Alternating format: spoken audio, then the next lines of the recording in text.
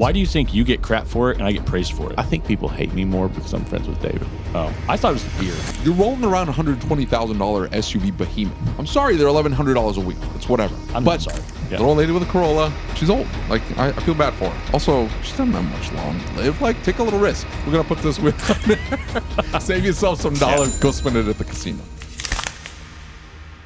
Hey folks, David here. Before I opened my repair shop, I used to sell parts for a living. And it's always been important for me to be able to not just find the right part, but the best part for my customers' vehicles in stock and at the right price. Which is why I became obsessed with PartsTech.com. With PartsTech, I'm able to search an unlimited number of vendors for parts and tires, and with one click, I'm able to order from every single one of them at the same time. What's more, all the information then gets conveniently transferred into my shop management system. So if you haven't experienced that level of convenience and efficiency for yourself, head on over to partstech.com/podcast and you'll be able to sign up for free today. That's partstech.com/podcast. The thing, right? I know that I get accused of that, and I know that sometimes I am too risk averse. And what I mean by that, I talk about the legal perspectives and the things that a shop should think about, and the documentation, and making sure things are signed, and making sure all of that's on paper. A lot of shops come back to me and say, dude, this is too far. I just want to fix cars. Right. I just want to fix cars because, like, chances of that happening are very small. And they're probably right. Like, we want to fix cars properly. Actually had somebody bring this up a while back, and he said, I spent 2 years in India. Just get my car running. I'm telling you, like, over there, they don't even care if like anything is there. Have you watched them make brake pads over there? Yeah, I know, right? Sitting down in a robe. Yeah. Crisscross applesauce. Just smacking them together. We're hoping David doesn't do that. Crisscrossing a robe with David is not a good idea. They don't have any parts there. Like, they got to make everything. The safety sandals on his feet were made from the tire shop next door. Yeah, safety squints engaged. Yeah. Corporations are too risk averse. So they're going to put out this, like, hey, the guidance is all brand new wheels because we don't know. And I get it. From their standpoint, they don't want to say, it's probably fine, and then get sued into oblivion because they're sitting on billions. Yep. I understand it from that 100%. standpoint. But a little bit of common sense has to come into this and go, okay, there's no reason why the wheel would... Because when you recondition them, you heat them up and it changes the metallurgy, which creates the crunch point, and the ability for it to absorb impact is different and altered. Maybe they're stress tested where 10 potholes is where it'll fracture and break apart across the studs, and that wheel hit 9 potholes. And then the guy, when he put the tire on it, hit it with a hammer, straightened it back out, sprayed some paint on it. That's a reconditioned wheel. It's cosmetic repair only that it's okay. Because that's not reconditioned. That's just, we touched the paint up because it was scuffed. Like, if you read the position statement, off, that's cosmetic repair. Yeah, it's pretty clear. It's like beyond, it says beyond cosmetic repair. It's like reconditioned wheels beyond cosmetic repair, not advised.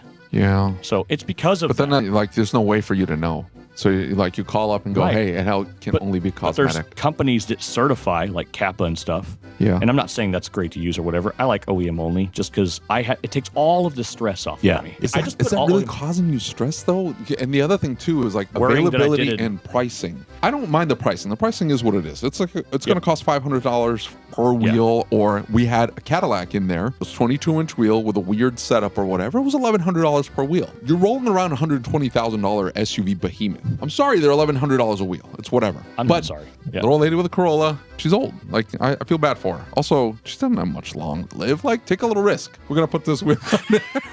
Save yourself some dollars. Go spend it at the casino. So taking that a little bit extra risk, then let's do brake pads and only put the inboard pad in because she doesn't drive it very far. Where is it? Where do we break it down to? Can you just flip the brake pad and use the backing plate for a little while? You could for a little while. Yeah, I think you're taking it too far to extreme because am I saving this customer $1,000? Diminishing returns. 50 cents. But we could talk about scenarios that's always happened because if you call any parts store and say, have you ever had a box sold for whatever reason, they only put 2 out of the 4 brake pads onto the car, say 100%. Yeah, every one of them. Done it. Yeah, we see it all the time. So is it right to do? No, of course it's not right to do. Yeah. Right? So just like I brought up at our little conversation at lunch that we had, is as much as this conversation is great, I don't really care. I'll just put new parts on the car and I don't have to worry about this. Yeah. When we had the conversation about how do you do comebacks, I'm like, I don't know, they're less than 1%. We have a process in place and we just follow it. I'm not really having a bunch of heartache over how we do comebacks. See, that's kind of my thought process is if I can eliminate everything I can. Yeah. Right. And that's why I do the OEM. And so here's the other side of that, right? Let's think about,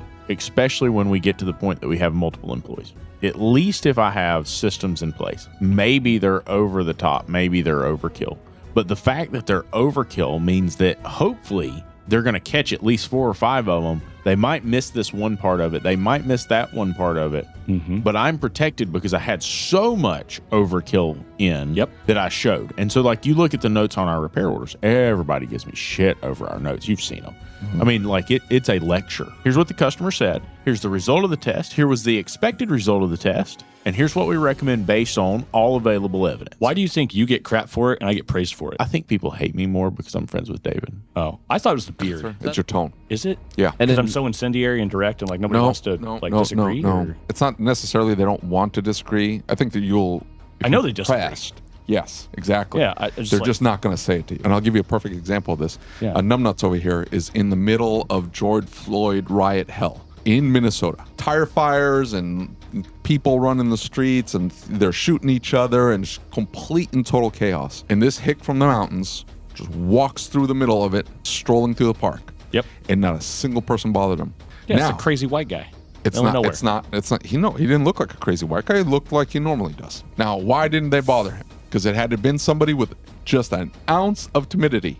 An ounce of timidity. Yeah. Somebody would have walked up to him and said, hey boy, what are you doing here? And they would have started something. They would have been messing, right? You ever stared at somebody in the eyes on the subway in New York City at 2 a.m.? Same thing. They will push you onto those tracks. You need to be careful. They will push you onto those tracks. Well, they might push me onto those tracks, but by God, I'm taking them with me. Yeah, right. Well, not if they push you in the back. You don't even see it coming. You got to make sure you're pushed back. Anyway, my point is, he was walking through there. He didn't give 2 Fs. He didn't give 2 Fs. He's like, and he carries himself in a certain way. And I told him this: you're a big boy, and you carry yourself in a certain way. Yeah. Nobody's gonna mess with you. Nobody's gonna mess with you. And it's not that you're intimidating. You're not intimidating. You're a nice, approachable guy. But the way you talk and your tone, and confidence and assertiveness is 99% of it. And so you speak in a certain manner. You speak with authority. You speak with confidence. And you speak quickly too. Yeah. You I'm telling you that scares 99% of people, and they're like, oh, so I'm not going to debate this guy. I have a good example of that from class yesterday that could bring up another fun topic. So I set aside about an hour and 45 minutes in my class and said, I'm on the board of directors in NASTIF, and here's 4 slides. Here's 4 slides of everything happening.